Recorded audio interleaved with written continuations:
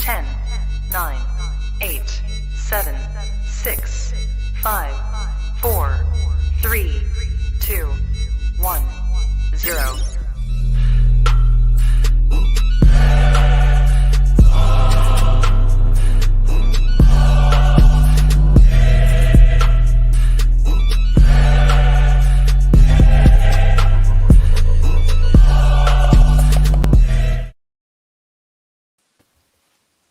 What is going on, lovely people?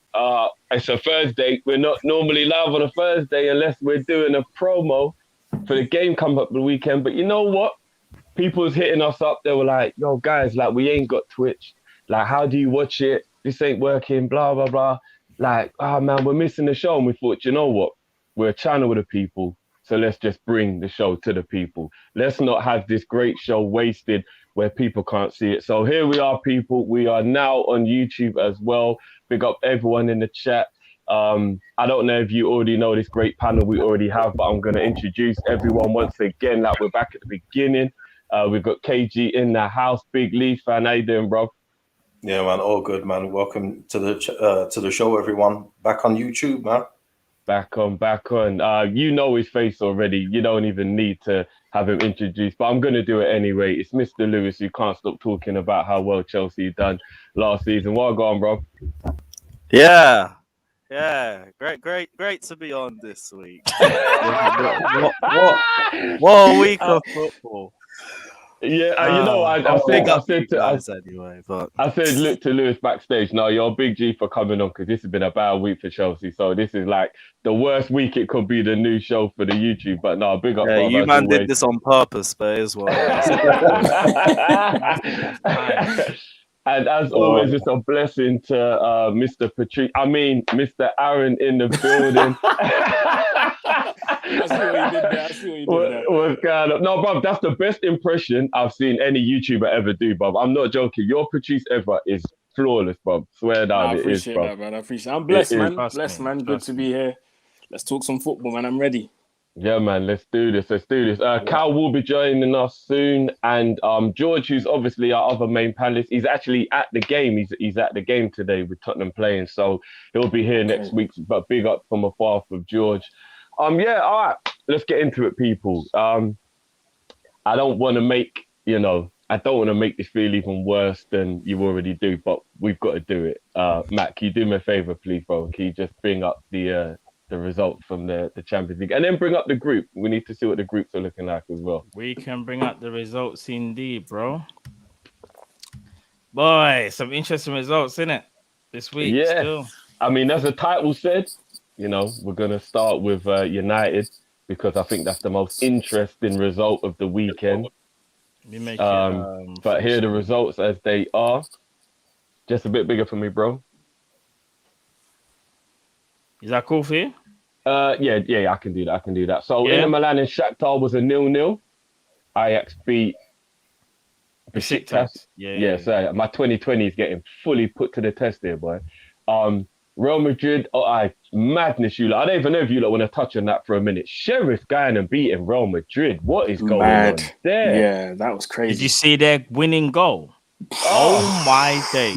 I thought it was Gareth Bale. Bro, I'm not going to lie. I thought it was Rafinha. Oh, this guy. No, bro, the techers were on. No, but I'm just saying the techers were on smash, bro. Come on, man. That's something that Raf would do. You know this, bro. Come on. Man, fully brought the agenda back to YouTube, boy. Like, it ain't nothing.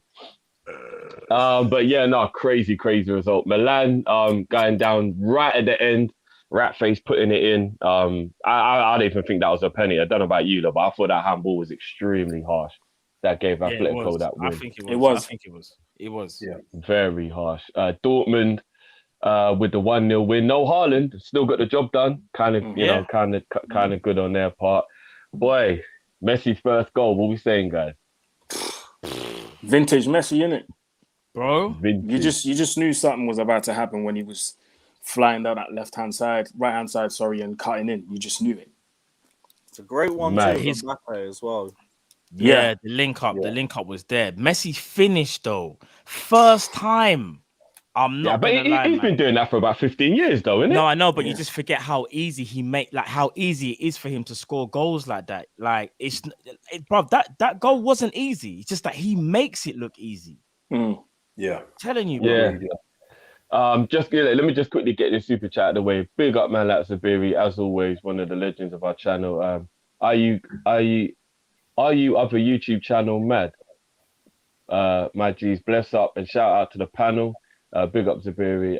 Hold the show. I'm going to run to the store and get some Guinness. I'm build up the team. Big up yourself, bro. And if you're gonna go and get the Guinness, make sure you get the Nigerian one. Yeah, get touched for real, bro. Right. There's no point even talking about the Porto Liverpool result because we all know we just dealt with the matter, deal with it proper. RB Leipzig going down. You know what? Club Brugge.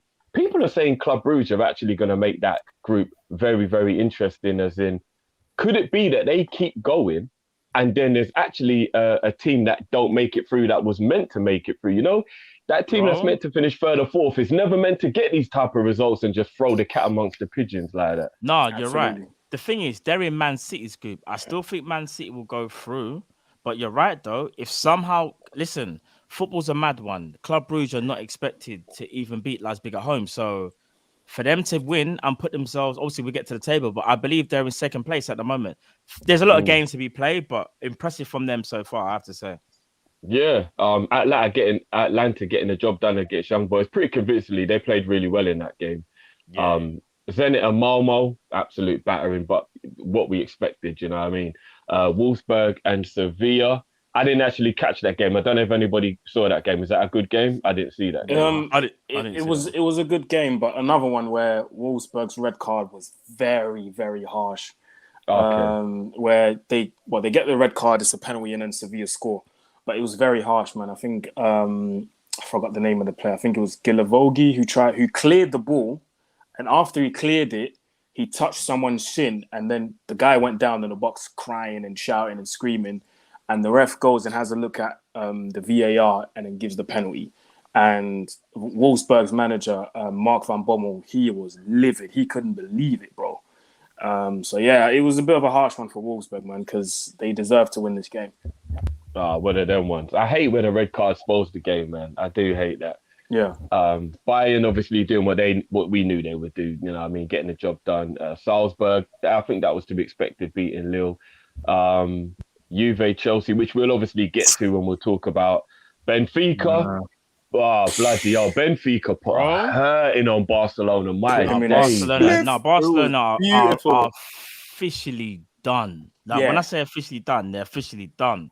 Absolutely. If you saw that game, Barca done nothing. Like when I say nothing, bro, they're such a shell of themselves. They don't even look like Barca. Even some of the plays that they had, like Eric Garcia playing at centre back, bro. This is Barcelona. You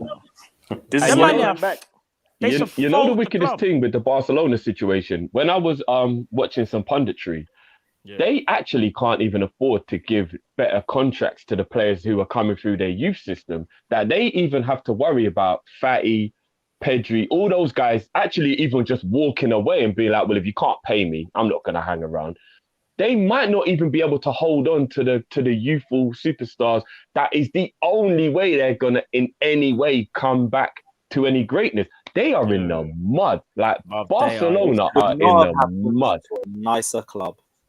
It couldn't. You're so right, bro. You're so right. And you know what? And you know what's mad as well? I think everyone on this panel, can agree with me when I say that it's been coming. Everyone knew. Soon as Messi leaves, this club's gonna crumble. This is exactly what's happening now. And I don't think Ronald Koeman is or has helped himself with the transfers he's made. This guy is trying to turn Barcelona into Holland 2.0. I don't know what he's trying to do. I don't know if you guys. I don't know if you guys remember what Real Madrid tried to do at one point. That man had the whole Holland squad in their squad. They had Van der Vaart, Robben, Van Nistelrooy, Drenthe, Sneijder. I definitely remember. Huntelaar, that's Imran just said as well. Madrid lost to an occupation. That's actually hilarious. That's But so both true. the Spanish clubs ain't looking like they're doing well right now. Bro, just quickly, Drift. Barcelona have Luke de Jong as one of their strikers. Just deep that for a minute. Do you know how dead this player is? Newcastle like 3 years ago. Yes, he's that brother. Oh my days! You're taking a piss. Who can't move? Who has basic ability? You know, but just bring the groups up for me, please, while we up to see how the table are looking. And as always, Rat in the building. Big up yourself, bro. Love always for the support from Rat, man. Big up yourself, bro. Just quickly bring up that group for me, bro, because it's looking a little bit mad right now for a couple of the teams. Like I said, if Club Brugge come out of that group, that'll be mad. You know what I like about Club Brugge? Mad. You know what I like about Club Brugge? Yeah, I watched their first game. I didn't watch the second game against Leipzig.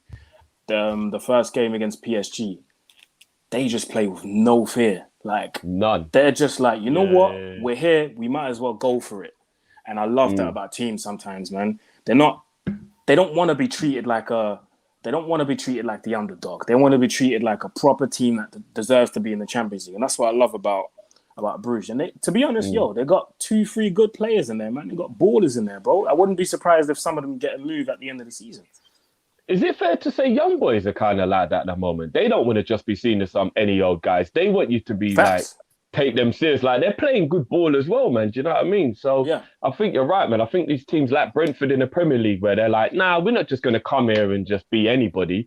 We want to play some football and we want to be a part of it. You know what I mean? Yeah. I think like Derby and that back in the day, who used to just come up, exist and go back down again. Teams have looked at that and thought, well, we might as well have fun, innit? What's the point of just being here and doing nothing and then going back? Like, I mean, Norwich are trying to have fun and it ain't really going well for them.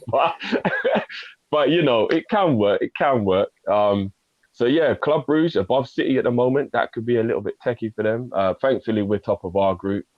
You know, Atletico with that lucky win have made the group look a little bit more the one-sided where we thought it was going to originally. But tough group. Who knows what's going to happen now? Back-to-back games. Ajax, Dortmund. I would have probably put them two top. I don't know about you lot, but I would have said 2 games in them two would have been top. Mm-hmm. Definitely. Yeah, same. No, but man said the sheriff, you know. The sheriff. 2 wins, you know. Sheriff. Yo. Crazy. Yo. Inter Milan are on 1 point, bro. Cat amongst the pigeons. Inter Milan aren't looking good at all. They're not looking good at all. They seem to have a problem with the Champions League. They never do well when they play in the Champions League.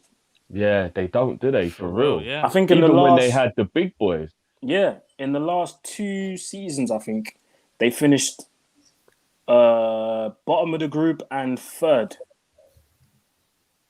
I think last season they finished bottom. The season before they dropped down to the Europa League and went to the final and then lost. And they won the league. They're not even a bad team. That's what I'm saying. Like, they've lost Hakimi and they've lost Lukaku, if I'm not mistaken. Those are the 2 main players that they've lost, if I'm not mistaken, right?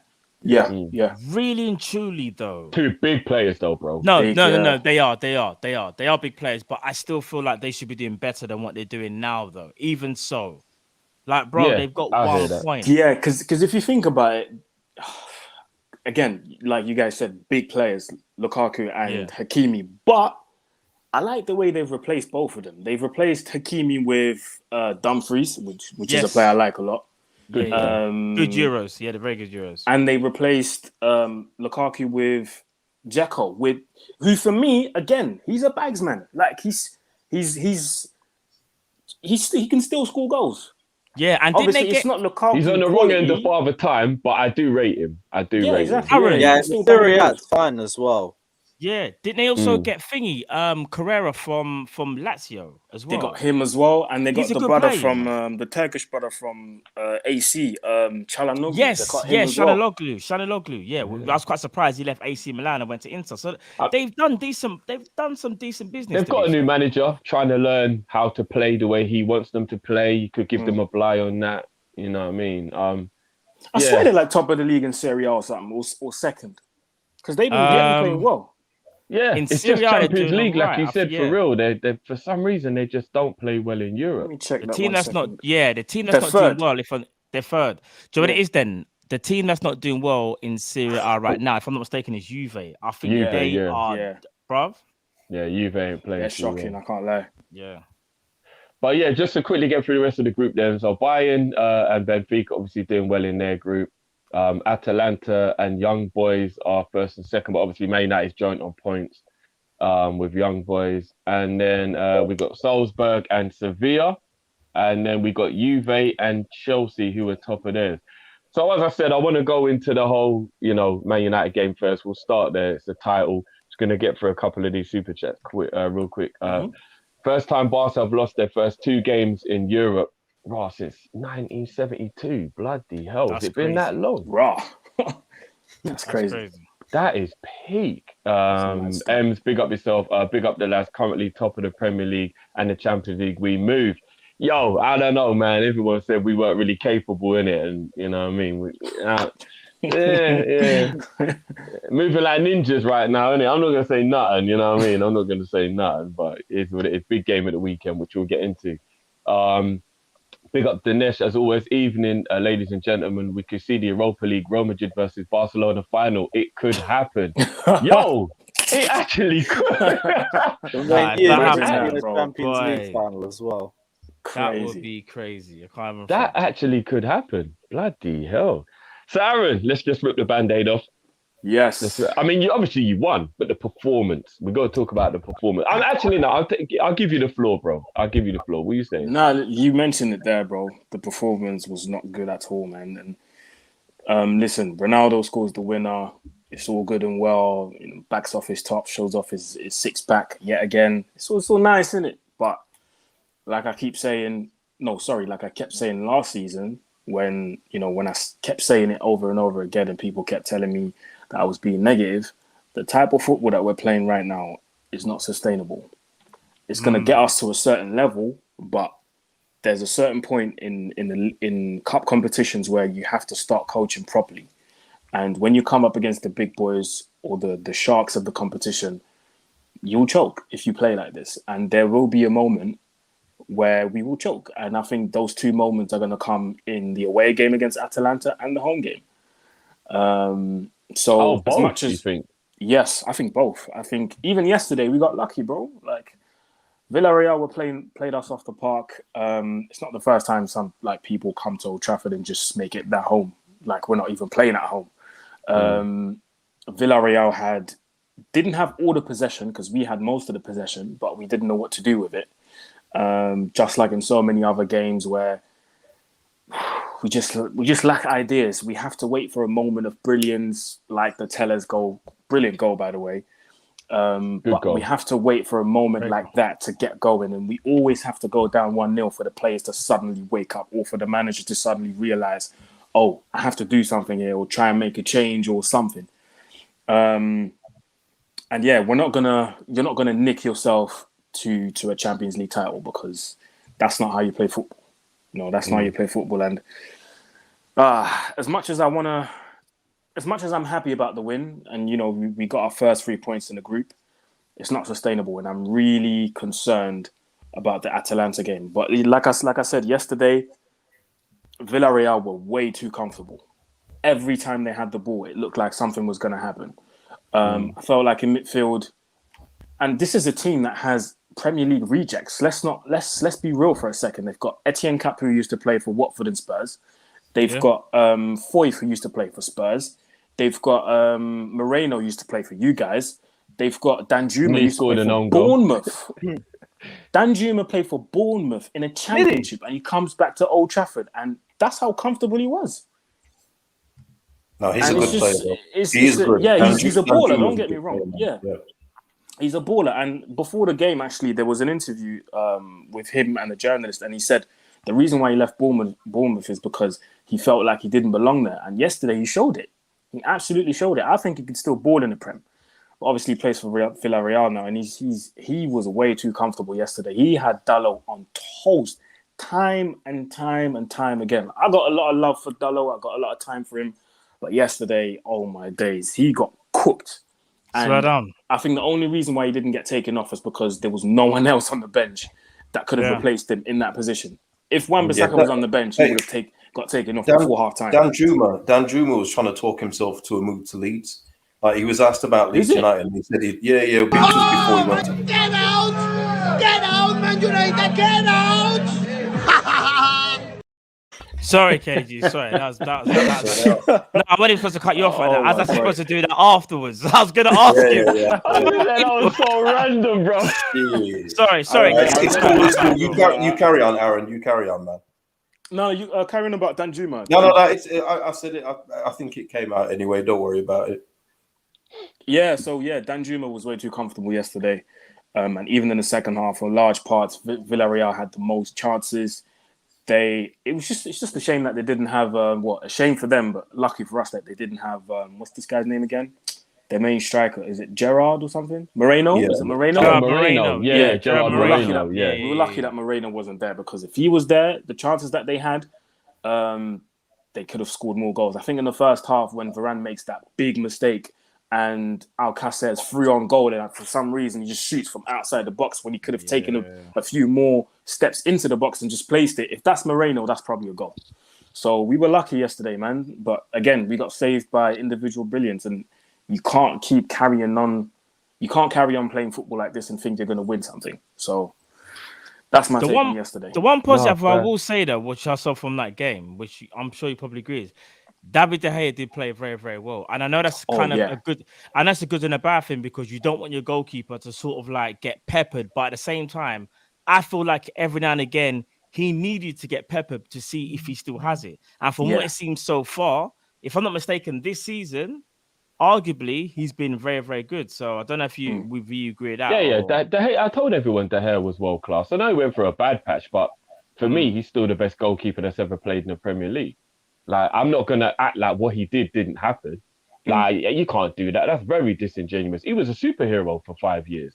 Like an actual superhero. Literally, No, he was. David Seaman and Schmeichel and Petr Cech and all these other world-class keepers, they had a great defense to help them. David De Gea had nothing. He was on his own. Do you know what I'm saying? Like, it was crazy. So, I think David De Gea had Jones and Smalling for 2 seasons, and he was pulling out worldies. Like, that's mad, bro. That's crazy. I agree with Matt. If it's not for De Gea last night, I think we go down 2-3-0 in the first half. And I think the whole team can thank him, including the manager, for saving us that many times. And De Gea, and which brings me actually to another point. Dean Henderson, I think you might want to look for another club, because I don't think you'll get any game time with De Gea being in form like this.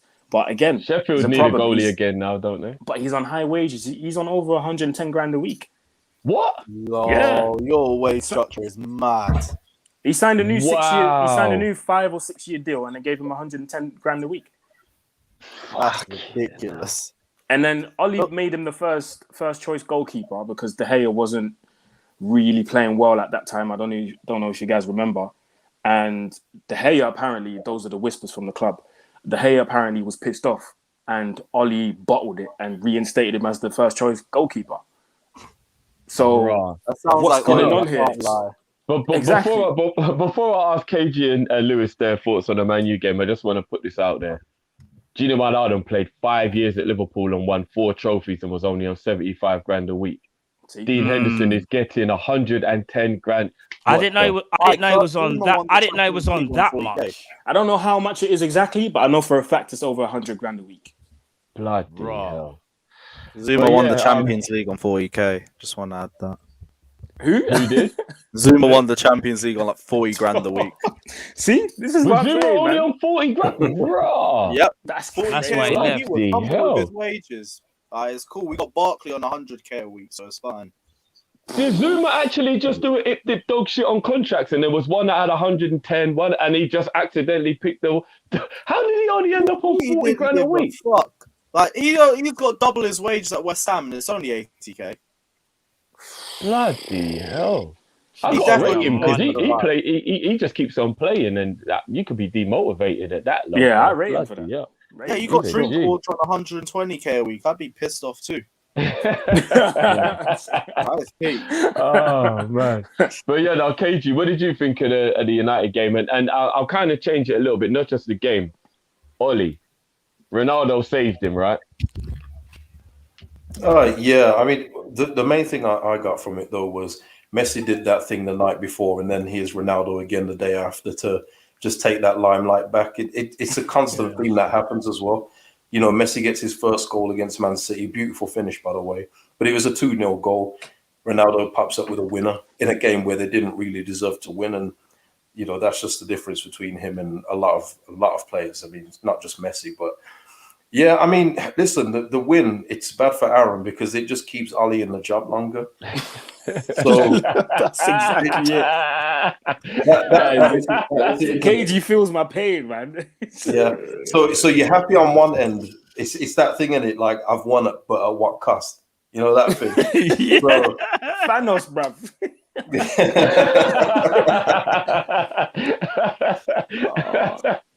It's so mad because I know we say it so often, but that Man United team should be doing so much better. And I've said it before on the Twitch channel, but I'll say it here for the YouTube people. But just because you don't have a quality DM doesn't mean that you shouldn't be competing. Man City won leagues without a real left back. So you should be doing better with what you got, but it's your coach that's holding you back. And unlike, you know, Barcelona haven't got no money, but they're looking to move out Koeman. And you guys should be doing that. But you seem to be sticking with him, and he's going to be the downfall for you because you guys should be doing a lot better than you are. Boy, I'm not even going to lie. That is a bit mad when you actually deep it. But I don't know. I think just because he's a legend, I think you have to just give that tiny, tiny little bit more of a blight to why they're doing it. Because I get it, you got to be ruthless like Chelsea did. You get a Champions League out of it, possibly, like Chelsea kind of showed. But I will be real with you. Oli kind of would be on the level of like a Luis Garcia, or I'm trying to think of like a Liverpool player. Am I on the right track there, do you think, Matt? Like Ole Gunnar Solskjaer is like a Luis Garcia, and like fully played his role in us winning the Champions League, was a good player, but you wouldn't put him with the Michael Owens and the Steven Gerrards in terms of legacy. But like he, you know what I mean? He is a bit of a Liverpool legend, and he's played for all these other clubs, including Barcelona, but he's a Liverpool fan now because he bought into the family thing while he was with us. Yeah, he bought into the ethos, everything, 100%. And if Luis Garcia was Liverpool manager, I wouldn't want us to disgrace him because of the love we have for him. Do you get what I mean? I get that you can't put sentiment down. And as I said, Lampard is a bigger legend than anybody we're talking about. And Chelsea pulled the plug. But we know Chelsea will pull the plug on you when maybe they shouldn't. Do you get what I mean? I know they think Chelsea will put a plug on anybody. That's I think that's the difference. You know what I mean? But can I just? Yeah, go on. No. I was just gonna say quickly. Chelsea for me are very different to everyone else because when it comes to Abramovich looks at it and goes, "If you're not doing your job, regardless of what stature you have, I'm gonna replace you, and I will find a replacement. Whether that replacement's better or not, he doesn't really care because in his mind, he's like, I want to win, and I want to win not at any cost, but I need to make sure that I'm in a position to win. And that's why you've seen a Mourinho get sacked, how many times you've seen an Ancelotti go, and Ancelotti won trophies. And even though from the outside, you think of it and go, that's kind of mad how they run their club, but they win trophies. That's the killer thing about Chelsea, because they've got that spending power, as obviously Lewis knows already. They are one of the only teams in world football that can afford to just get rid of a manager and just bring in another one just like that. Just like the click of your fingers. They're like, boom, done. Yeah. But in terms of like the you know, legendary status of Oli, I would agree that he's at the level of a Luis Garcia. But the problem with Man United fans is, or the majority is, they put him so much higher. They rate him so much higher to the point where when there was a little back and forth between Oli and Van Persie, when Van Persie, you know, openly criticized Oli respectfully, obviously not saying anything mad or nothing. Oli came out, clapped back, and talked about the only thing he took was my number 20 and something like that. And people, when it came to making the choice between between Oli and Van Persie, the majority backed Oli. And I'm just like, what? So you guys are just going to forget everything that Van Persie done for us? When City took the title from us in the last second in 2012, we brought in Van Persie and he just banged in 30 goals and gave us the title, like single-handedly. You lot are just going to forget that. when we were down 2-0 to Southampton, man banged in a hat-trick. You're not just going to forget that for Ole. Like, do you know what I mean? Like, no disrespect, but he's being held to such a high level, so much higher than he should be, so much higher than he should. And I think that's it's a bit of a mad one. And when it comes to Ole, don't get it twisted. They will choose Ole every single day of the week over anyone else. I think there was a little back and forth between him and Rio Ferdinand the other day. And Ole clapped back as well. Yeah. Rio said something on his podcast. I can't remember what he said exactly, but yeah. Ole clapped back. And then Rio had to like come out and borderline apologize and say, "Oh, Ole, no, when I see him, I'm gonna give him a hug, etc." No, it's all good, Ole, it's all good. I'm not coming at you, etc., etc. And yeah, man, the fans just seem to love him. Like they just seem to love this guy so much that he can't do no wrong. He's a nice guy, though. He is a nice guy. Like we gotta be honest. Like out of all those Man U old school legends, you can't hate Beckham and you can't hate Ole. Do you know what I mean? Like, I mean, I'm not even gonna lie. Like, right now, I rate Gary Neville because I think his punditry is amazing. So he's kind of, I've warmed to Gary Neville a little bit, but he was one of those guys that you hated before as well. Do you know what I mean? If you was a Liverpool fan or an Arsenal fan or whatever. But Ole, I've never had a bad word about Ole. So he is a good guy. Do you know what I mean? Like, I guess that kind of helps him. If he was a bit of a dick, I don't think what he did for the club would hold the weight that it is at the moment. Do you get what I mean? So. Oh yeah, that was it. The comment there. He said something about Phil Jones. Yeah. I remember now. Yeah, he said something about Phil Jones. Like if I was him, I would get him out of the club like completely because he's not played for God knows how long. He's always injured, etc., etc. And then Ole clapped back defending Phil Jones, talking about he's gonna get a chance in that. And I'm just like, what? What do you mean he's gonna get a chance? No, Jordan, that was just literally him being supportive of a player that still plays for Man United, which you have to be fair. Because even though he probably knows Phil Jones probably won't touch pitch anytime soon, whether he touch pitch again, nobody knows. But you kind of have to back your player, even if you don't believe it, so to speak. Because if that player, for whatever reason, does crop up in the rotation because you've got injuries and you slagged him off, you're going to be in a bit of a pickle, innit? So that comment there. Big Les is upset with me still. Big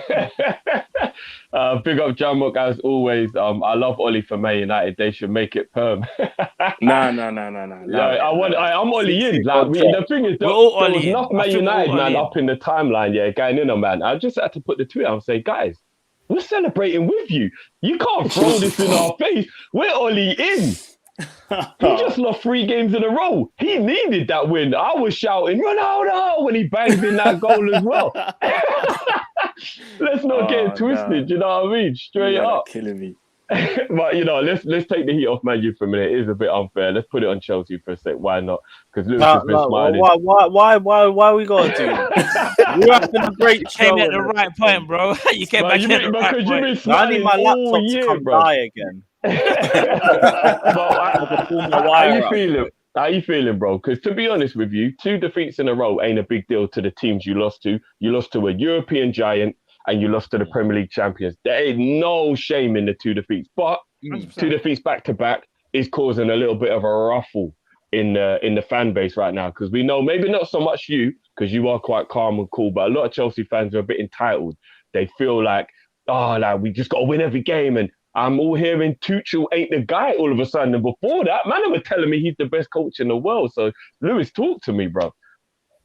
Typical overreactions and everything. Like, the Man City one, it's annoying because every single time a team changes their formation in that fixture, they lose the game. And for the first time, it was us that did that. We played the 3 in midfield, the 2 up top, and there's just no outball. Like, defensively, we were just as solid as we always saw. Like, City only scored off a deflected goal. It went in, is what it is. But our problem was we just couldn't find a way to turn from defense to attack. There was no outball. It was just Timo Werner trying to single-handedly start counterattacks. He was getting eaten alive by Ruben Diaz because, of course, he's going to get eaten alive every single time. That game was just about holding on, really. As soon as we switched to 3-4-3, the game opened up, but it was just too late by then. The problem, though, has been the creators. I think I've said this on the show the last few weeks as well. Our creativity is just poor. And it showed in the Juventus game. Juve didn't play to win. They played to draw because they had strong injuries going into the game. And I'm not going to sit there and slander it. We're Chelsea. Like, it's literally in our nature. I don't really care too much for a team parks a bus against us. I care that we couldn't break them down and that we were sloppy in possession. There was 2 times in the first half where Juve had quick counter-attacks on us, and they were both from 2 sloppy Kovacic passes. Just sent it straight to the opposition, and they counter on us, and we were lucky not to be 1-0 down then. Then Rudiger falls asleep at the start of the second half, doesn't track the line with the rest of the back three, lets Chiesa in. And Chiesa only really needs one sniff. He's a quality player like that. And as soon as they got the lead, we were not breaking them down. Like, I don't care if they're in bad form or not. Juventus are known for having a solid defense. De Ligt, Bonucci, they had Chiellini come on for the last 10 minutes. Like, we didn't need any more defenders in there. But we could have played for another hour or two and we still wouldn't have scored. Like, the service to Romelu Lukaku was horrendous. There was nothing from the wing-back positions. Midfield, just stagnant, slow passing, just possession for possession's sake. And it's just Chelsea is always struggling to break down a low block. And now we've got a favourable run of fixtures coming in. These should be the games where we start to see plenty of goals from Romelu Lukaku. But these are also the games we usually slipped up in because we're not really good at dealing with low blocks. So we're in the same position where none of our creators are creating any serious chances. Lukaku isn't being fed. And we're just holding on to possession, really. Like, it's not really a crisis or nothing. I'm not overly worried. I just need a few of our creators to just turn up because none of them have, really. None of them. Yeah, I mean, Lord Walker, just with your super chat, I have Leeds getting top 6 but struggling. Why so? We'll definitely bring that back. That's one of my topics that I'm going to talk to KJ about when we get onto the Leeds thing. So don't worry, bro. We'll get back to that.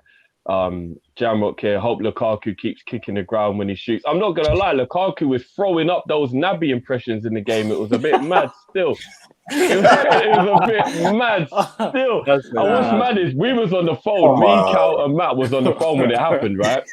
And I actually went, "Bro, Lukaku actually just done a Naby." And Matt went, "No, he didn't, man."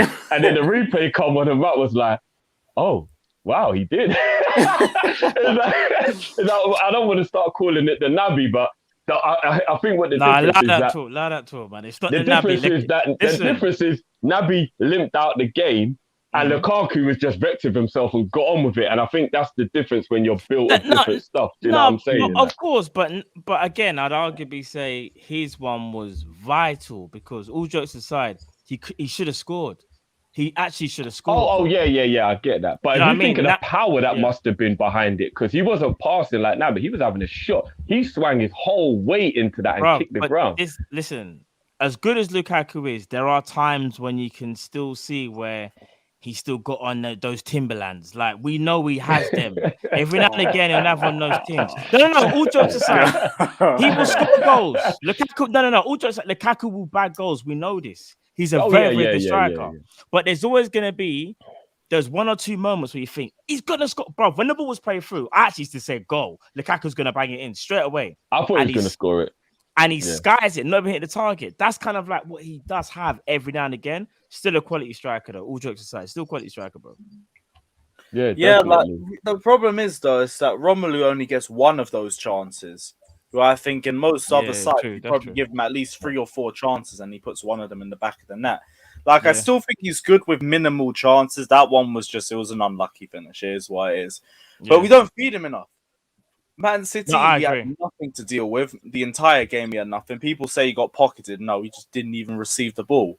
Like, what's he meant to do without the ball? Just make runs and shit. He's just nothing to it. And the same thing showed in this game as well, but it's because our creators ain't turned up. Havertz hasn't turned up since the start of the season. Ziyech hasn't turned up since the shoulder injury. Pulisic always gets injured. Cho isn't being played in the front three for some reason, while players like Ziyech get hundreds of opportunities to just be average. And Timo Werner's just been warming the bench most of the season. What about Havertz? I'd like to get a bit of rotation. What about Havertz? Because I thought Havertz really would have, especially in Champions League, because Premier League may be still slightly adapting, but Champions League, obviously, at least Europe, he's kind of used to that. I kind of felt like he would have maybe put a bit more authority in that game or stamp his authority. Because every Chelsea fan says it, the guy's got talent, but it's like he's not, for whatever reason, he's just not showing it like on a consistent level. Like, is it fair to say the Ozil comparison? No, sir. Is it fair to say the Ozil comparison was quite good with Havertz, as in a great talent, but he'll have games where you're like, what were you doing today, bro? No, but like he works woke harder. up that day and decided to be I'd pointless say for that day or work rate, something. He can ghost the game. It's He's got very better work easy rate, for Kai Havertz to ghost. I don't know what it is, because statistically, he always starts season slowly and turns up in the second half. But I don't want that to be an excuse either, because he needs to snap out of that as well. We need consistency throughout a full season with him. And he's just never really shown it. I know a few weeks ago, we were suffering from the flu, which you can maybe account to the Aston Villa game, but not really now. And he spent most of Juventus game just on the ground. And other than that, didn't really do too much. Had a good header towards the end of the game, but he's like decent at heading. It's not one of his biggest strengths, but it's not really a weakness. He closed his eyes, innit? When you saw the replay, he had his eyes closed. It's not really a good look when your striker or your attacking player closes his eyes, because then he doesn't truly know where he's putting the ball. But he is decent in the air. Like I get that. Yeah, it just comes with his height, really. But he just hasn't done anything this season. Literally, if you look at his stats, he's been poor. Lost not all take-ons. He's lost. Barely dribbles. Passing hasn't been as accurate this season and just disappeared for the most part. Sometimes he'll go 35 minutes without even touching the ball. I don't know. Like, there's nothing on his ability. It's just we ain't seen it. We ain't seen him this season. Barely seen him. What one could say at the moment, he's living in Ole's world, winning Champions League goal, and then living off of it maybe. I can't say too much because he has disappeared since then. Like, he had a great Euros and everything, but since then, he just hasn't done anything this season. Like, he's had his head down, misplacing passes here and there. Again, I'm not criticizing his ability. He's a quality player, and we all know the potential that he has, but just haven't seen it so far recently. Yeah, and I mean, I'm never glad. This is a beautiful super chat. Chelsea have only conceded 2 goals in the Premier League for Mohamed and Jesus. They are cursed. That is mad ironic, you know. If you actually think about it, that is mad. That is mad. You can't even write that. Like, you actually can't write that. And Lord Walker again, big up yourself. We will go back to that Leeds question as well, bro. If Chelsea have to chase goals, it shows their flaws. You are a team that when you go in the lead, like, the game's probably wrapped up kind of. But if you're chasing, then maybe it is a bit of a different story for you lot. I think statistically, we've only come back from being behind once since Tuchel's joined us. So I don't blame people for saying that. The thing is, though, as well, we rarely ever go behind. We haven't lost a lot of games, even in spite of the last 2 losses. We haven't lost that much under Thomas Tuchel. But it is a prevalent factor. I don't know if it's the formation and it's just a case of... Because we can play an attacking version of that formation anyway. I just think in the wing-backs positions, we just haven't really been that good enough. Like, that's where we need up most of our width, and we've had Alonso in there who doesn't offer a lot of dynamism. And we've got Reece James, who's now out injured. And Azpilicueta's all right in the attacking positions, great in the defensive positions, but just struggles in the transition and can get caught out of position very easily. So it's just another area that we've been struggling with recently. Yeah, I mean, a lot of people are saying it. Jamrock, Chelsea played a low block, but they can't score against a low block. I think people underestimate how hard it is to actually score past the low block. If you've got 8 to 10 men behind the ball, like, we've all played football here, like, in a crowded area, it is very difficult to have that little bit of to maneuver and find a space to, like, you know what I mean? And teams don't really play with width anymore. And people remember why a low block never worked in the 4-4-2 days back in the day is there was a lot of width in the 4-4-2, and low block don't work against width because you can just keep whipping balls in behind and eventually you'll break it down. But where a lot of teams are a lot more narrower now, low block, it works, man. You just double up, you got the 5 at the back. It's hard to get through. Do you know what I mean? But we play 5 at the back as well, so we should be having that width. It's just the crossing. Yeah, that is true. That is true. It's Alonso. On the right-hand side, it's been all right. Like, most of our delivery does come off the right-hand side. But the overall creativity isn't good enough. In the middle, there's nothing. Just crowd the middle out, and you isolate Romelu Lukaku. He can hold up the ball all he wants, but no one's making runs in behind. So all of his work's just going to waste. He's just getting the ball and pinballing it backwards because no one's making those runs in behind for him. Yeah, and technically, ain't that what Timo's meant to do? Yeah, but Timo can't touch the pitch for some reason. And even then, it's not like Timo can finish. So it brings its own problem afterwards. No, real I talk. just want to say something on Hudson-Odoi, man, because I've said it on other platforms. But for me, I think that guy under Lampard and Tuchel has been playing with a leash on him, man. Like, because he knows that if he makes a mistake at any point, he's going to get subbed off or he's not going to start the next game. And he's not afforded the same kind of mistakes that other players in your team. You're damn right. Absolutely correct. Well. Why Hakim Ziyech is allowed to be average every single game, yet Hudson-Odoi is brought on in the final 10-20 minutes to clean up his mess and have a flawless performance. And if he doesn't play for the next month and a half. I'll never know. People are saying, oh, yeah, he hasn't really been the best at right wing back, but he was never really a right wing back in the first place. He was originally a left winger. We never play him there. And it's like, cool, Havertz is there, he's been poor. Ziyech is there, he's been poor. Timo Werner barely plays, and when he's there, you know what he brings you, know what he doesn't bring you, but he still doesn't play in the first place. Why not just play Hudson-Odoi in his natural position for one game, and let's see what happens. If he's poor, then whatever. Then he's just produced the same performance everyone else has. But at the very least, he's had barely any match fitness because we barely play him in that position. But I don't know why we always persist with these players for experience when they don't show it on the football pitch.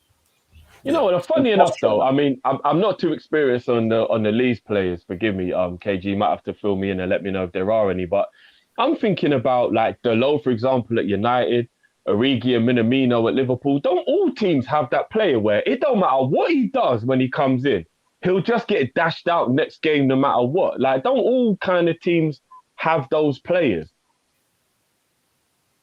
We've got one that keeps on getting dashed in, even though we don't do nothing. We've got it in reverse, but no. If someone's playing well, they usually stay in.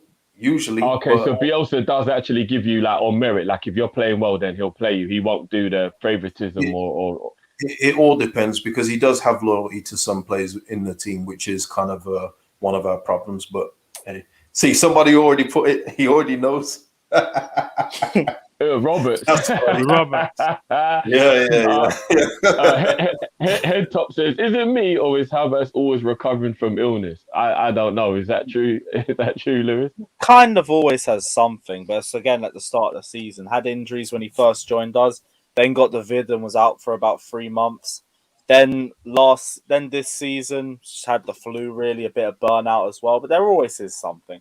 Always. He might be like me, caught glandular fever when he was younger, and then it just mashes up your immune system, and then you get colds all the time now because you got a weaker immune system. Shit happens, maybe man. Your guess is as good as mine, isn't it? Yeah. I ain't got a clue.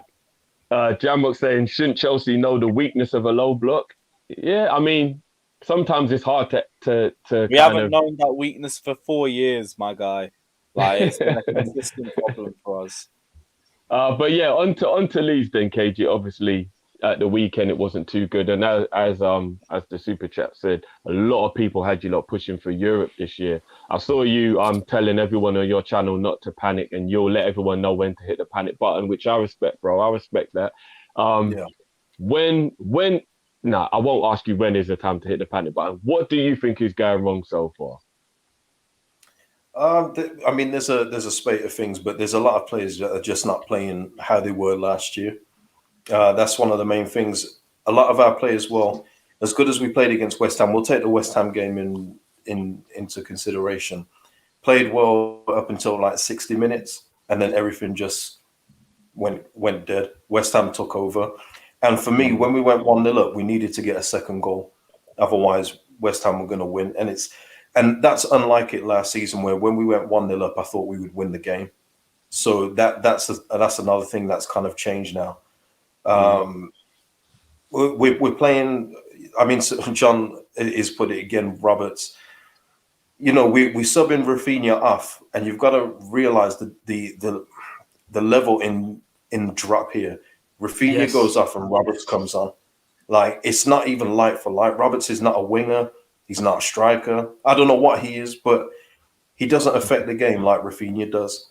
And that is a problem. He took Dan James off at halftime as well for Jack Harrison, and Harrison didn't do nothing.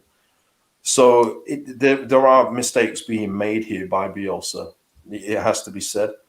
We're getting Llorente back this weekend. There'll be no Bamford. But for me, there's no other choice here. I'm not even considering anything but 3 points. I'm not even considering a draw. That's nothing. It's. I remember last week, bro. I remember last week, credit to you, you were like, if we get anything out of the West Ham game, then cool. Yeah. But West Ham are better than us at the moment. I'm looking past that game, and then I'm looking to the Watford game to be the kickstart for us to get back to what we're like. Yeah, I mean, and listen, our chairman came out again with another Forshaw tweet. I don't know why he keeps on doing this to Adam Forshaw. And Adam Forshaw's injured again. You know, somebody made a funny point that somebody said if Calvin Phillips goes, by the time Calvin Phillips goes, Adam Forshaw will be fit and ready to go. You know, it's one of those.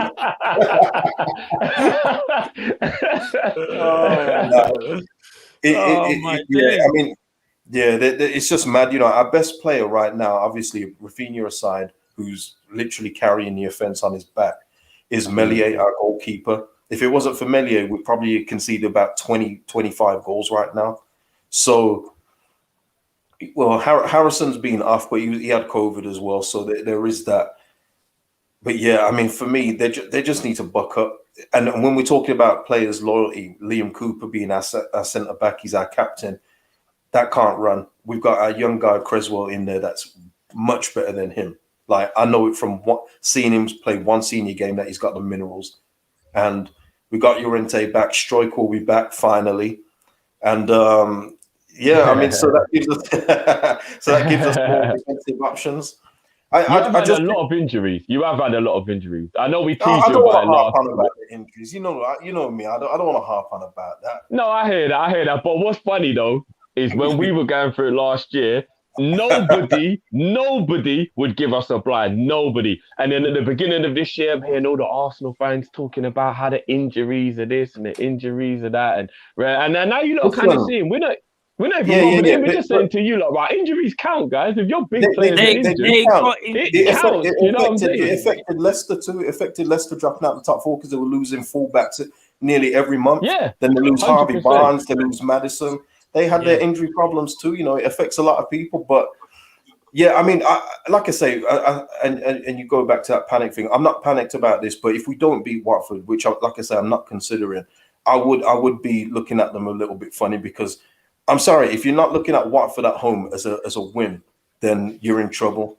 There's got to be something wrong there. 100%. I mean, we've got a youngster in Lewis Bate that could be coming into our midfield this weekend as well.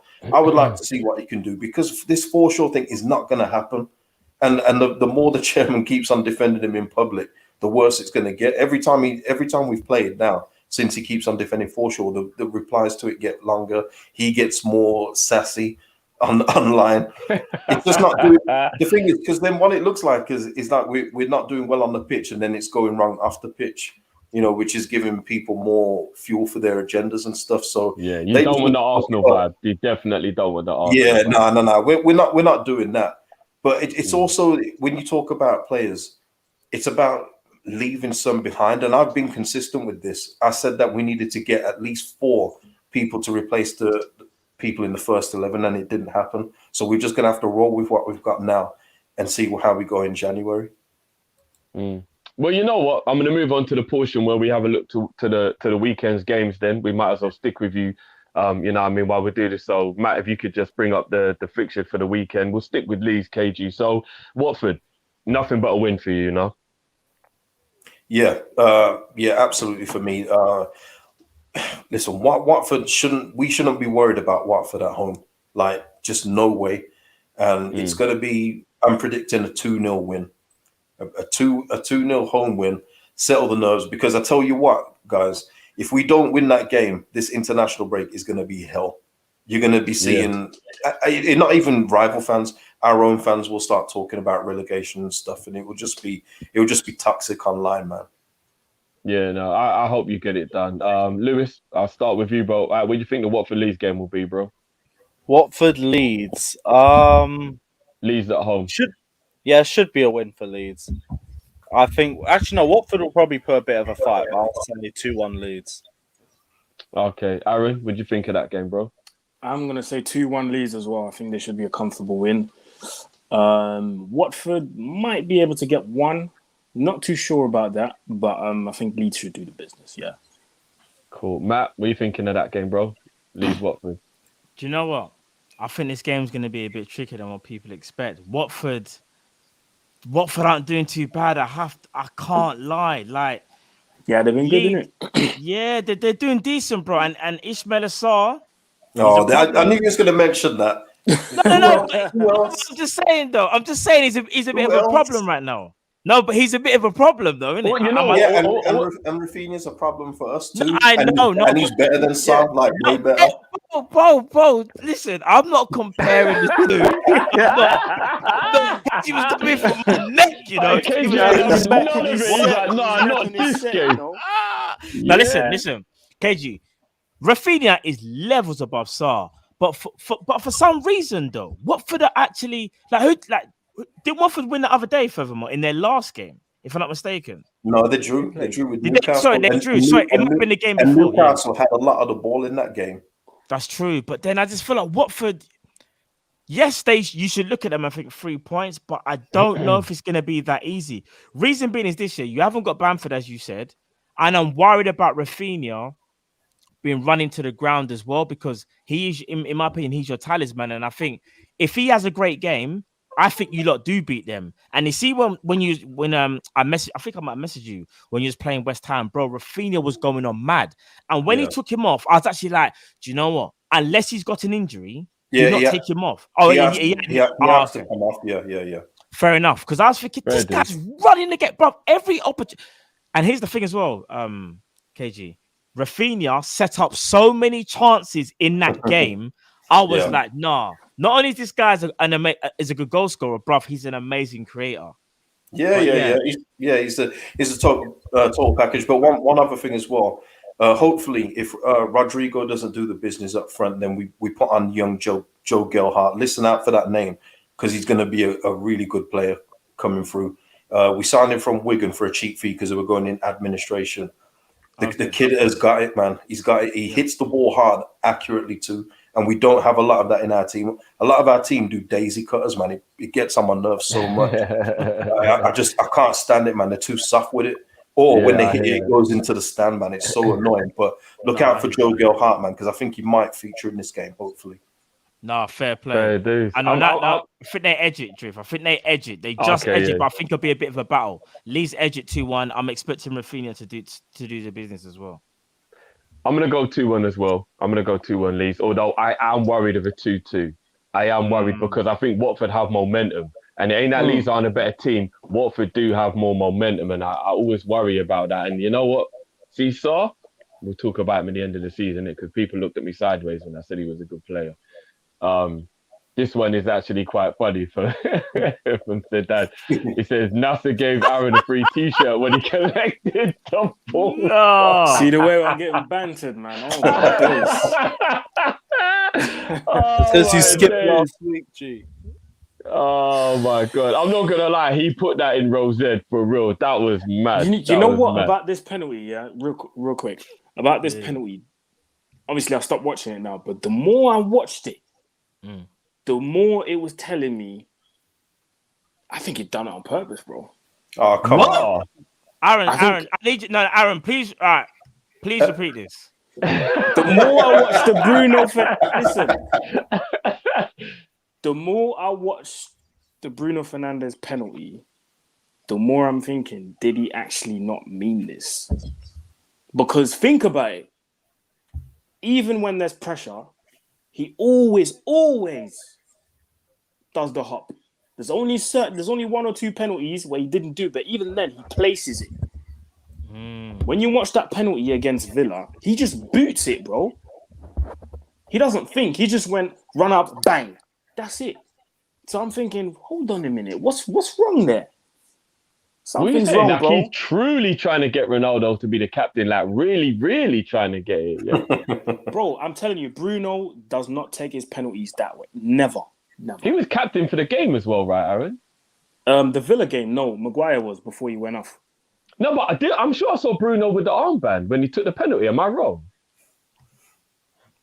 Yeah, I think by that time Maguire was off already. Yeah. He did. Even that, I'm quite shocked. I didn't know Bruno was the second in command to be your vice captain. Well, normally it's not with Ronaldo on the pitch. Is no one else shocked about that? No. I mean, One thing with the way things are going at United, I'm not surprised. Not surprised. True. One thing you could definitely say though, there was a lot going on because when that penalty was awarded, I saw Pogba speaking to Ronaldo, basically saying, "You're going to take it." I also saw the goalkeeper, if you look carefully, Martinez, look at Ronaldo and say, "I want you to take it, big man, if you're that bad." Go back and watch the tapes. And then you kind of see Ronaldo kind of being like, "All right, Bruno, take it. You better score." There was a lot going on. For me, there was a lot going on. And then what's so mad is Ole said before the game, after the game, he's like, "Oh, we make these decisions beforehand." But then when you look at it, it's like, but why would, if that was the decision before the game, why was there so much imminent between so many different players? That's one thing I will say. You're absolutely spot on, bro. And that, again, just shows that there's a lot going on, and just they probably might have spoken about it before the game. Like, yo, who's on pens? All right, you say nothing. It was probably done that way. Do you know what I'm saying? There's just too much going on. But I think the next penalty, a lot of people saying Ronaldo's going to take it. I think Bruno's going to take it again because he's our first choice in terms of penalties. There's him. Like, when everyone's fit, there's Bruno, then there's Rashford. So I think Rashford takes a pen before Ronaldo, which in my opinion is wrong. No way. Bro, I'm telling you, Ole has his favourites. The same way he's always going to play McTominay is the same way Rashford is on penalties when Ronaldo's not there. When Bruno's not there. Trust me. You know what? I'm not going to argue with a Man United fan, though. If that's happened, though, that is... I'm going to be real. But, all right, let's be real. We can't look at who Ronaldo is and always just think you've got to bully the team. Apart from the England game, Rashford is actually pretty impeccable on penalties. We have to admit, it ain't like it's a dumb decision. No, it's not dumb, but it's about stature, and it's about he was brought in to be he's brought in to be the main guy. Let's just keep it real. He's Cristiano Ronaldo. His brand is so big that they said to Cavani, "I don't care what you're saying, we're ripping that 7 off your shirt." Cavani was like, "Okay, cool, I'll take the 21, that's my Uruguay number. Cool, boom, we move." They get special dispensation. Cristiano Ronaldo has scored a winning goal for against Newcastle so far. He's also scored a winning goal against Villarreal so far. So already as well, he's getting credit in the bank. Rashford is out injured. Now, I'm not saying these things automatically change, but when you are that big of a personality and you have that stature, me, obviously, just from being an outsider, I will be shocked if I saw Rashford take a penalty ahead of Ronaldo. That's just, you know what I mean? I would just be shocked, personally. I can see that. Aaron, just quickly before the game, what is the difference between what Jose did to Luke Shaw and what Ollie's doing to Van der Beek? There's no difference. Exactly. No difference at all, because just seeing what's going on there, because Jose wasn't wrong with what he was saying about Luke Shaw. People love to it's revisionist history. Everyone's acting like Luke Shaw's been as good as he's been forever, and he hasn't been. He's been overweight and everything else like that. And Jose is going to call it out. You know what kind of character Jose is, but at the same time, Ole obviously didn't want to sign this Van der Beek guy, and he's not getting no minutes. He didn't let him go out on loan. I mean, we could have done with Van der Beek, and you saw his frustration come out in the last game. Yes, like he didn't even try and hide it this time. Threw down the bib, the gum. Yeah. So yeah, man. What's your take on that? Same as you, bro. And I'm asking myself a lot of questions because Van der Beek was on Rio's channel and he talked about his situation. I saw it. And he talked about him wanting a move. Now, apparently, Everton was interested. He was like, "Yeah, cool. I'm willing to go. As long as I get game time, let me go." Ole called him and called his camp and said, "No, I want him to stay. He's going to get minutes." And Donny's agent was like, "All right, cool. We take your word. Yeah, we believe what you're saying. So Donny's going to stay." So yeah, Van der Beek is not the type of guy who's going to force a move or something. So he probably just said, "Okay, cool. I'm going to stay." McTominay got injured before the first international break in early September. He was out for a month, and everyone was like, "Okay, cool. Van der Beek's going to get minutes." Van der Beek played 54 minutes in 1 month. That McTominay was out. McTominay comes back from injury, half fit against West Ham, straight back into the starting lineup. That's a mazza. That's actually a mazza. That's crazy. That is, I mean, in all fairness, Ali did say he'd get minutes. He didn't say how many, but yeah. I'm not gonna lie though. That is living. It's like, why are you moaning about a keyring? It's still a gift, right? I told you I'll get you a gift, and I gave you a keyring, innit? It is what it is. It is mad. I feel sorry for Donny because Van Gaal has already come out and they asked him in the press conference with Holland. They asked him about Van der Beek, and he was very straightforward. He said if he wants to be in the squad, he has to get minutes. Yeah. That's all he said. And Van der Beek already missed out on the Euros due to injury, and I don't want him to miss out on the World Cup next year. So come January, bro, do what you have to do to get a move. I would love for you to stay at Man United because I believe he's a quality player, yeah. But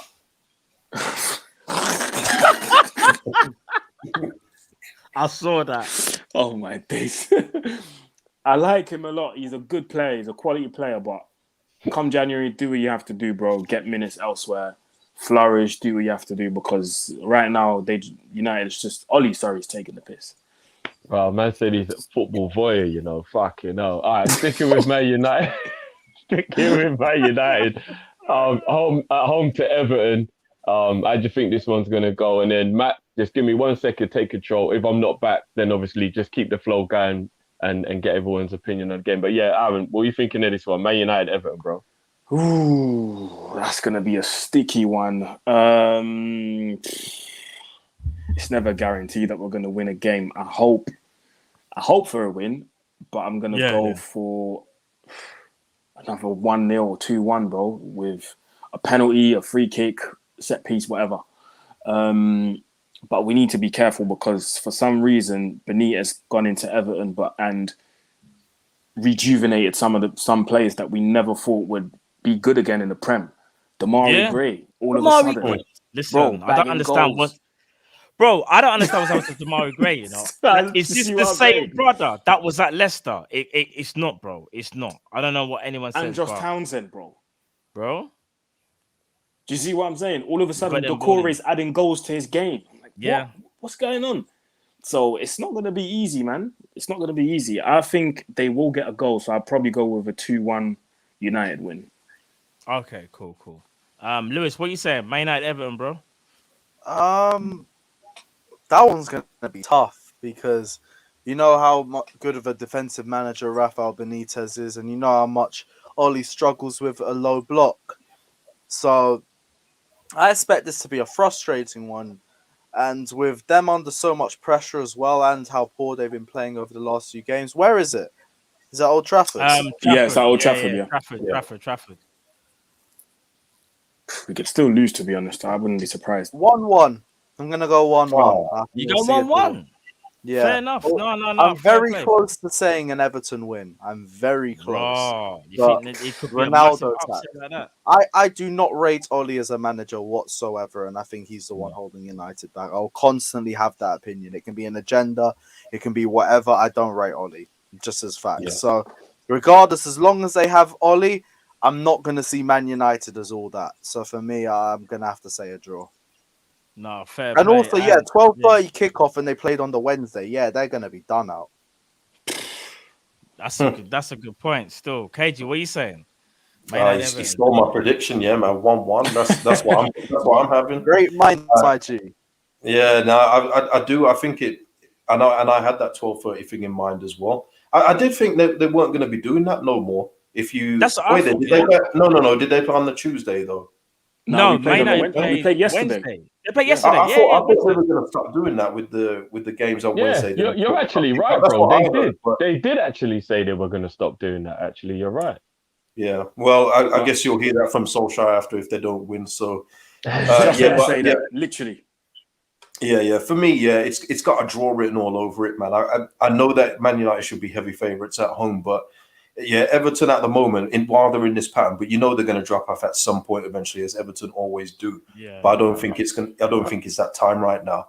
And I think Rondon's going to be a bit of a handful up front as well. So yeah, I'm going with 1-1. Rondon, yeah. Someone asked where James Rodriguez is. He's in Qatar. He's done. Yeah. Yeah, I don't get how he got so out weird. of that like that. Like there wasn't even a transfer fee. That was weird. I don't even know what that. That was just done, and he was gone.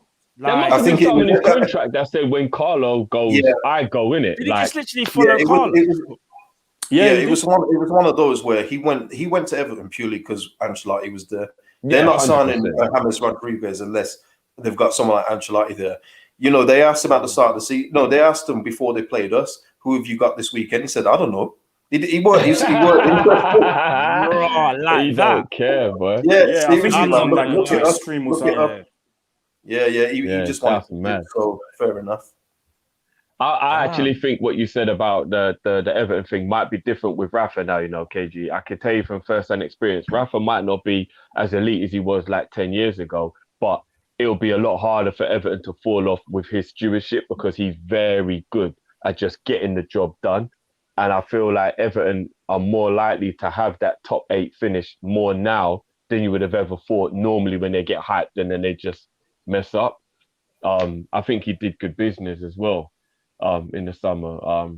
I'm probably going to go 1-0 Man United, but I wouldn't be shocked if it was a draw because I think Everton may cause problems that we're not looking for, but I'm going to go 1-0 Man U. No, I'm going to go after... I think Ronaldo will score. I think Everton will cause Man United problems because Man United, even though they beat Villarreal, they're not playing well. They'll have a moment in games what can win them games and score them goals, but I just think the way how Man United are playing, they're not playing with any cohesion. And I think Lewis hit it in the head. As good as Ole is or can be, I don't think he's getting the best out of the players. Like I think maybe from a motivational standpoint, he can do very well, but when it comes to tactics and being able to break a team down, I'm not just thinking, right, I need someone to just show me something. That's why they come on and start. And I think Everton are going to be very robust. So I'm actually going to, go for a 1-1 as well, if I'm being honest. You know, let's not spend too long on this because obviously time is ticking by. But is it not unfair to put this thing in the air where Ole don't have any tactics because he doesn't have a gang press or he doesn't have a counter press or he doesn't have like a fashionable style of play? Is it a little bit unfair? No, he does have tactics, but that's the whole problem with his. Like you'll see Sancho start on the right, then he's out on the left. You'll see Pogba in the middle, then he'll go to the left. They don't have any settled style of play. Everyone just keeps on moving around. It's so mad. You don't know. What is the Cavani, they have Cavani, Ronaldo, and all these players that drift in the same place, all on the pitch together, and took off. You know, some of the players that play in a different position. That's the problem. The thing with Ole is he's got one formation, which is more often than not the 4-2-3-1, and he just tries to fit in the best players possible to fit in that 4-2-3-1. Where the players play to him, I think he doesn't matter because he knows that at any given moment during the game, whether he plays Pogba in the holding six or out on the wing, he knows that Pogba can create that moment of magic. He knows Ronaldo can do that. He knows Sancho can do that. He knows Rashford can do that when he's fit. So I don't think he really cares where the players play. He just knows, I put the players out there in the 4-2-3-1 system, but I know that Ronaldo can bail me out. Pogba can bail me out. Fernandes can bail me out. So he really banks on that. And that is the wrong approach because I always say Manchester United, we go into a fight with one combat move and we go to war with one weapon, and that's the counter-attack. If you shut down the ability to counter-attack, we've got nothing. Literally nothing. Unless we get a penalty. Then we get out of jail and everyone's happy. But then we forget all the mistakes that we just did during the game. And we make those same mistakes all over again in the next game. So when we win games, we get points, but we're not learning. That's why the football's still the same. That's why you see a Rashford for 2 years now, before he got injured. For 2 years, he's just been head down, running down the wing, don't care what's around me. Like, that's literally what he's been doing the whole 2 years. He's not learning. He's scoring goals. He's not evolving in a sense. He's not evolving. So that's why when United fans keep saying, but he's scoring goals. Yeah, he's scoring goals, but he's not learning anything new. Like, he's doing the same thing all over again. Same with Greenwood. Greenwood, as much as I rate him, as much as I like him, but for 2 years now, we've been seeing Greenwood on the right, drifting, step over, shoot. What else do you have? What more can you learn? How do you evolve how do you develop your game? How do you take your game to the next level? Because Greenwood's 20 now. You can't be doing a step over shoot thing until you're 24, 25, my G. You've got to evolve, bro. You have to learn new stuff. Nice. And Ollie's not the guy to be teaching him. And ironically, he was a striker, so you should be teaching him that kind of stuff. Yeah, unfortunately, and things like that. Unfortunately, you've got Sancho that's following that way. You know, he's looking very, very different at the moment at Man United, and a coach like Ali doesn't help. There you go. Boy, I feel like we've given a lot of heat to Aaron, so I'm going to take the heat off for a second now. Muhammad, then Jesus, now the Saints. What are you saying, Lewis? I like that. Man just kissed his teeth, you know, man was just like... That was a good one still. Right, Southampton, these lot actually won't sit deep against us. I feel like they'll actually give us a match. We know what Hasenhüttl's like. It's going to be a bit more of an open game. So I do fancy us in this match. Again, it will be about the chances that we create and if the players actually create the chances. But if Timo Werner don't start in this game, I'm going to start asking questions. I do think Chelsea should win this game. I think we should also be able to keep a clean sheet because regardless of their attack, we should be able to control them. Plus, they'll have Broha out. And I think Broha has been really good for them this season. Go 2-0 Chelsea. Potential to be 3-0, but like I need the confidence reinstalled back in me. So I'm just going to go for 2-0 Chelsea and just move from there into the international break. You know what? Please, everybody, I'm not trying to influence anyone here, but remember when we all thought it was going to be an absolute smoking when they were going to play City, and then they managed to get the draw. So everybody put that vibe out there. I'm going 4-0 Chelsea. You're going 4-0 Chelsea?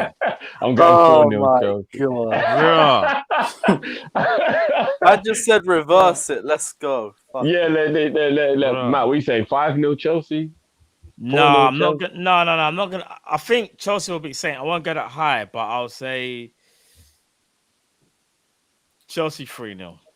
Chelsea. I think Chelsea will still win this game, though. I just think Lukaku will be annoyed that he didn't score. I think the creators that Lewis was talking about will probably have to step up. I generally think Mason Mount will probably play in this game as well. Maybe Kai Havertz might drop out of the team. I can't remember if Kai Havertz started, but I think Mason Mount plays in this game. I think Chelsea get the job done, though, and convincingly. So, yeah, 3-0 for me. KG, what do you think, bro? Yeah, for me, it's a Chelsea win all day long, 3-0. You know, I mentioned this on a video on my channel, sick plug. But I talked about Southampton briefly because no one's talking about them in their stinky form this year. Like, because they're only Southampton, no one cares. That's the problem. Like, they've literally got 16 points. Now, listen, they've got 16 points all year since January of this year. 16. Since January? Yeah, since January. This is exactly October. No, yeah, exactly. This is what I'm saying. Like teams like Southampton, you see, if that was Leeds or one of the clubs that are like, they're not getting highlighted. You're right. It's getting highlighted and written everywhere, but because it's Southampton, that nice club that no one cares about, they can just be crap in the shadows. You know we cared about them. We used to anyway. What did I say? Well, yeah, they were the feeder club, innit? They were the feeder club. They were. We used to take everyone from them. Are they not the team that gets their players ripped from them the most out of everybody in the league? They are. I mean, they lost Ings. Bro. They lost Ings and... Was it Ings and... But they lost Vestergaard like one day before the window shut and there was nothing Hasenhüttl could do about it. Like, they get attacked a lot. Yeah, they get raided. I feel bad for them, man. They do get raided a lot. I can't even lie. And it's not even us anymore. That's the game, though, isn't it? They're Southampton. They're going to get their bigger players, their better players taken off, and that's just how it is. Vestergaard wasn't going to sign a new deal, so they had to accept the 15 from Leicester. That's just how it is. But I just want to highlight that because I don't feel like it's being spoken about enough, just how bad Southampton have been this calendar year. So, yeah, it's going to be an easy 3-0 victory for Chelsea. Okay. Aaron, what are you thinking of that one, bro? Yeah, I think that's going to be an easy victory for Chelsea. I'm going to say 2-0. Comfortable. We won't touch on the. Actually, no. I'll get you lot's thoughts on it. Actually, we'll do obviously our preview tomorrow. Tune in, guys. Tomorrow we'll be doing the Liverpool Man City preview tomorrow afternoon after the press conference from Klopp. Tasty game. I'll get it from you lot. So Lewis, I'll start at the bottom and I'll work my way up. What are you thinking of this one? You actually played them, obviously, so you got a first-hand taste of what their little turnaround was like. How do you feel the Liverpool City game's going to go, bro? Both defenses are solid. I don't really expect the same mistakes from Man City as the last time you guys played. It could go either way. It really could. I'm gonna go. I think 1-1. Yeah, I'll go 1-1. I think you got to keep your unbeaten run growing. It could go either way. It's really hard to predict this one. It really is. Yeah. But I just don't see Liverpool losing, and I don't think City lose this game either. So I think 1-1 draw. Yeah, 1-1. That's fair enough. KG, how do you think the game will go, bro? I've actually got you guys down winning this one. Swear. You know what? Yeah, no, I do. I think you just got. I think Salah is going to do something this weekend. I think he's going to continue this hot form he's on. The guy, he's on fire right now. I mean, he's been on fire, but I don't know, man. Whether it's the contract talks or whatever it may be, he's just got something in him this season so far that is just he's lighting people up for fun. And I think that's going to be telling against Man City this weekend. Whereas Chelsea didn't really do enough against Man City, I think that you've got the Arsenal to do it. So I'm going to go for a 2-1 Liverpool win with Salah to be involved in both goals. I like the sound of that. I can't even lie. I like that. Aaron, what do you think of that one, bro? I'm going to flip it, man. I think the noisy neighbours will win this one. I think they'll just about win. I think they'll just about win it. And I think this is going to be a very entertaining game. I'm going to say 3-2 Man City. I'm not gonna lie. Being on the end of a 3-2, I'm not that there. That would hurt. We'll talk about it tomorrow. Yeah, we'll talk about that tomorrow. I might have hella splinters in my backside. I might be sitting on the fence on this one, but yeah, we'll chop that one up tomorrow. We will. Just quickly, I know obviously George ain't here, but we have to talk about the Tottenham game to just honour him. They got Aston Villa. They got Aston Villa. Yeah. Well, actually, just quickly, shout out to Biru, the super chat. Can we sort out the Moz contracts? YouTube is moving mad. Factor in the back pay. They've been around for a few trophies. Yo, Moz will get. I don't even like the Moz have been doing it because I don't know who the people are trying to come in there with all that foolishness. But now Moz have done it. It happens on mine. I think it happens on everybody's. It's the same people as well. Same for a certain amount of time. It's so silly, like for us. I've put slow mode on mine from now on. From my stream this Saturday, it's going on now. I hear that. We might have to do that from now on. Still, I can't even lie. So Dead, I'm not even gonna lie, bro. I am not throwing out any shade before the game. I'm not dropping any memes. I ain't doing none of that because that will come back and just bite you in your ass. So you know what? I don't know if they'll have the capacity. We will see in it. Like I'm not even doing none of that. But yeah, Villa, so we don't have the capacity. Why do you piss in the wind? We cannot replace him. We cannot.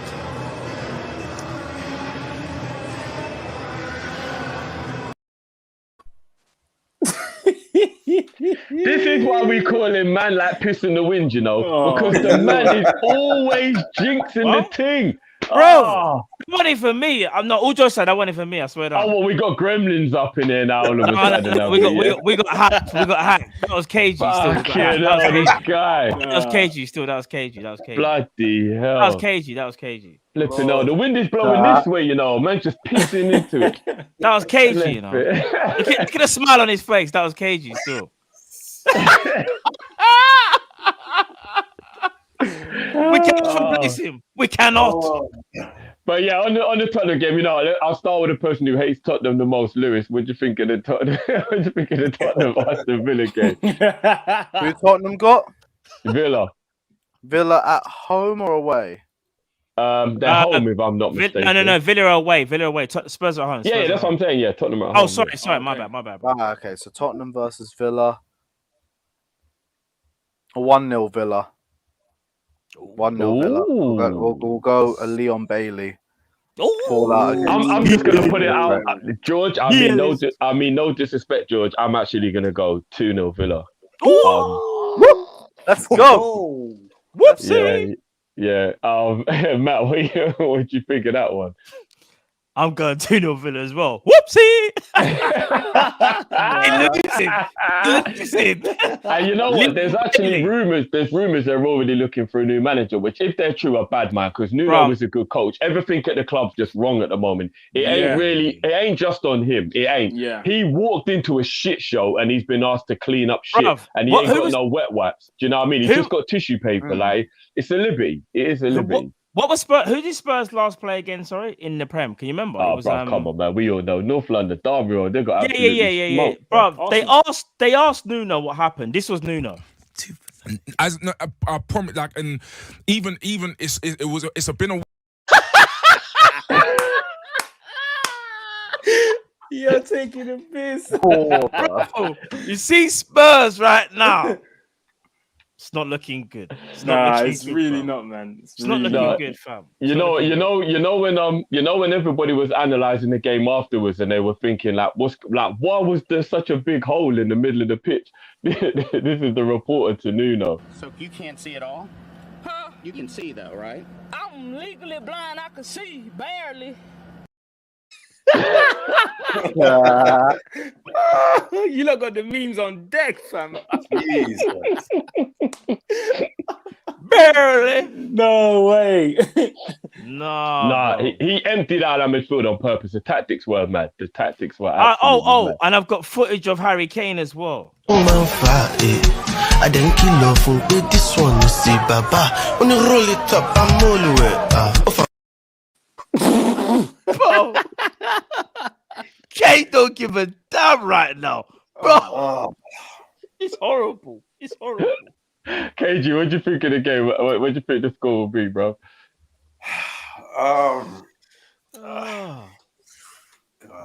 I don't know, man.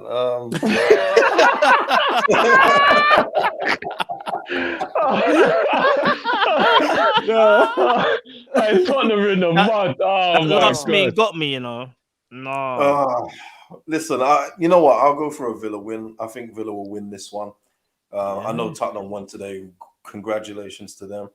But I think Villa will just have too much for him because I disagree with the whole Nuno thing. I just don't think he's all that. I think he did very well with Wolves in what he did, but you take that into another club like Tottenham, it was never going to work. So, and I know he was low down on their list, which is why they're looking to get him out now. So, league form, Kane isn't turning up yet. I don't know if he's going to turn up before the international break in the league. So I'm going to go for Villa 2-0. That's mad. Cool. Villa. We've all gone Villa, innit? Yeah, well, I'm going to come to Aaron next. But I don't want to do too much piling on because I do like to keep it. Even though the banter's funny, I do like to also try and put a little bit of truth in there. Why I feel like Nuno isn't to blame as much as I think people are trying to put it on him. He ain't played any formation to my recognition of what he would normally play or what he's about. I feel like he's under pressure and he's clearly doing what he thinks people want him to do, when really I'll just say to him, you're not a big man, be yourself. I'd rather you got fired being yourself than... Tell me any team he's played. He played Dele Alli left wing. That is unacceptable. But that ain't what he would normally do. This is my point. I feel like he's doing things... but he's the manager though. He picks the team. But he's under the pressure of I don't think he's been allowed to be himself. I don't think Nuno is being Nuno right now. No. Listen, hold on. Against Crystal Palace, they played... 3 DMs, I didn't agree with that. Yeah, they played 3 DMs against Crystal Palace, man. That is Nuno, and then hoping to get them on the counter. That is Nuno. That's his style. That's what he's been doing at Wolves. That's why they've been looking at Adama Traore to bring him in. Facts. He wants his outlook. Yeah, I hear that. I hear that, but one game for the whole of the 11 games or 12 games he's been in charge now? He's had three 3-0 losses in a row in the league. That's not That's just horrible. one game. Yeah. I mean, it's on him. It is on him as well. But I don't feel like he's being like. I know Nuno. Nuno is 5 at the back, keep it tight, counter-attacking football. Like, you know, like the way he's playing at Tottenham for me. But that's not good enough for Spurs. No. But Drift, what you just said there, he should be allowed to be himself. No, but Drift, I don't care what they want as fans or whatever. No, if you hire a man, let him do what he's good at. No, but what you're saying don't is true. Don't hire me to be a carpenter and then get me to fix the the electricity, bro. Because I'll make your house set on fire, bro. I just come in to put the carpet down, bro. It's the last thing. But it's the last thing I'm gonna say about Spurs. Just quickly, yeah. Quick. Nuno, as you said, play 5 at the back. That's cool. That's you can do that at Wolves. You're at Spurs, bro. You have to be more attacking. Playing Dele Alli left wing, that's a very defensive move. Playing 3 CDMs, that's a very defensive move, bro. He looks like he's out of ideas, and his players don't look like they believe what he's saying. You saw that in the North London derby. No matter, listen, Spurs have some good players, but it looks like they don't believe in what he's trying to do. I'll leave it there. And just quickly, just to end on the Nuno thing, I don't know if any of you saw his interview before the game tonight. The guy didn't want to answer no questions, and he was very snappy. He's already feeling the pressure at this point. So what is it going to be like halfway through? He knows he's on thin ice. That's why he didn't want to answer no questions today. No, fair enough. Listen, Tottenham just got embarrassed. I feel sorry because George went here to defend himself. Obviously, next week it'll be a bit, you know what I mean? He'll be able to defend himself. But before we leave out, let me just let everyone know we have a fantasy league that is actually running between us. It's actually kind of, you know, one-sided at the moment. He's got all the banter in the Tottenham thing, but in the fantasy, George is absolutely ripping it up. So, Matt, if you could bring it up for me. But a little disclaimer I want to put out, and I'm also putting this out to defend Aaron as well, because I'm not going to lie, Aaron. It don't look like they're adding up your points, and it's weird, bro, and I don't get it. If you actually, when you bring the table up, you will see. So I'm going to make the real table because first week does not count. Yeah? Okay. No. Me and Aaron are the only two that made a brand new team for this league. But that's Everyone your else tried to bring business. their team from That's before. your beef. No. That sounds like someone who forgot to change my teams for one. That sounds like a problem. Even playing field here. So at the end of the year, the first week will be discounted from the league. But do you see what I'm saying? Aaron's points aren't being added up, and I don't get why. It's really weird, but they're not adding up. No. He's. Do you know what it might be? I'll look into it. It's a shame, you know. I don't know why, but I will go for it personally for next week, and I'll actually add it up myself because we need to get a more accurate read of what's going on with the table. Why is this I'm here? You see, you can tell Klopp's your manager, innit, man? What am I hearing right now? I'm not saying that, bro. That's him. Fair is fair. And just to let everyone know, loser, whoever comes bottom has to wear a rival shirt for a show. Lord have mercy. I saw Aaron stuttering. He's like, what are we talking about, bro? Aaron's like, I look good in red, but the live bird on my chest. What the fuck? Aaron, what is it going to be though? Liverpool, Man City, or what? So what? You want me to choose, fam? Bro, man, I'm just telling Aaron it's Aaron from now. You know, man's got a whole year to pull this back. You know, man, he can make a comeback. He can make a comeback still, and not be bottom. Trust me, because there's so many games that's left. Yeah, you know what? KJ, I'll think about it. If it really is me that's going to end up bottom of the league, I'll think about it towards the end of the season, but not now. Well, I know it's not going to be me because I'm taking number one spot, man. My team is good. I know Trent's out this weekend, which is a headache, but I'm collecting points, man. Trust me. Yeah, I know when we get deeper into the year, it's going to get real hot about boasting about being top, and man, I'm sweating about being at the bottom. I'm not even going to lie. You know what I mean? But now KG and George are doing really well at the moment, so big up you guys. But next week I'll have don't worry, Aaron, you might even be way better than that. I'll tally it all up and I'll do it properly for next week. Do you know what I mean? And no worries, we'll know man. what's going on. So yeah, there you have it, people. Great show. We have the section we normally do, get off your chest. We won't have time for that this week, but we'll save it. If you lot got anything next week, we might start with that one because there won't be any Champions League to get through next week either. So, you know what I mean? We'll start the show with get it off your chest. So if anyone has anything they want to get off their chest at that time, we'll run through that. But big up to all of you, man. As always, man, it's a pleasure having you lot on. And now YouTube, you have the real show on YouTube now. Thursdays, you know where to be now. Every Thursday, 9 p.m. You know what I mean? And we'll keep it moving from here on. Lord Walker, sorry about that, missing your super chat, bro. Panel is on form. Is Mo the best in the Prem? All right, let's finish with that real quick. I don't know if there's going to be any hating. I think maybe KG might be the only one who answered this unbiasedly. Quickly, one word answer. Is Mo the best in the Prem right now, KG? Oh, right now? Yeah. As in, yeah. Of course, yeah. Fair dues. Aaron, is Mo the best in the Prem? Gotta be honest and say yes. I didn't actually, you know, I actually expected Aaron to be honest, to be fair. I did. So big up for that. Lewis, is Mo the best ex-Chelsea player? Yeah, he's not Andreas Christensen, but we move. Yeah,